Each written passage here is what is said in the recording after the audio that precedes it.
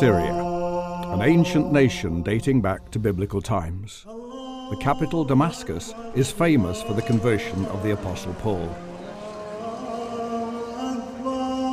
Today, much of the landscape has changed little since those days. The population of Syria is over 18 million, a mosaic of differing people groups. The majority still living in small villages and settlements in rural areas. Many people's lifestyle continues to reflect those early times.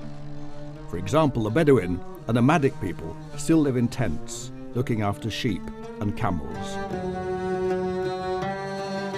41% of the population is under the age of 15 years old, and over 90% are Muslim. Family and community are everything to Syrians. To them, this is where their identity is found, and so there is tremendous pressure to uphold family traditions and values. Many believe Syrians are religious fanatics, or ultimately terrorists. For those of us who live and work among these peoples, this is simply not true. We find them genuinely friendly, with a real gift of hospitality. There aren't many places in the world where you'd be invited in for a cup of tea before even being asked your name.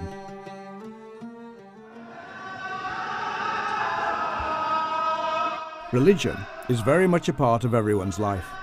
It is impossible to separate your religion from your identity. This affords us many opportunities to bring up the topic of religion. As you get to know people, you get beyond religious debates and start talking about faith.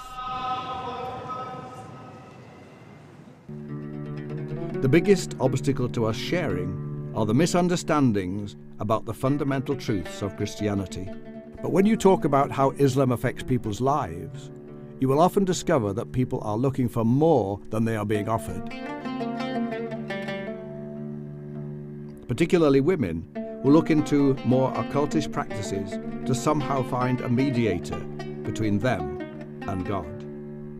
This is where we have a fantastic opportunity to share about our mediator, Jesus Christ.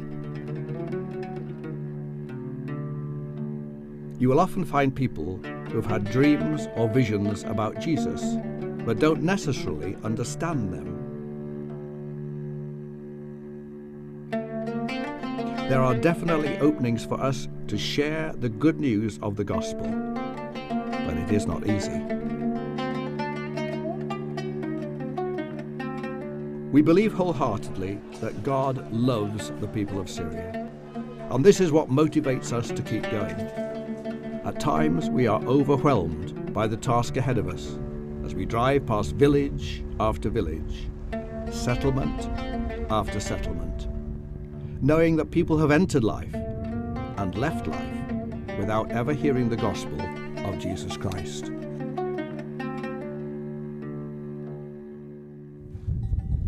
It is only a few hundred kilometers away from here where Jesus came and lived on this earth, pouring out his Spirit upon his disciples before sending them out into the world.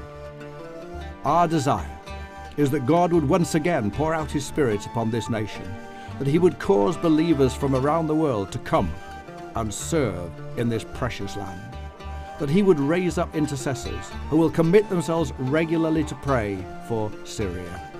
We invite you to pray for this nation. We know that our God is more than able. Nothing is impossible for him. He chooses to use his people, and that includes you. Take up this challenge and pray for Syria, and see this nation shout for joy.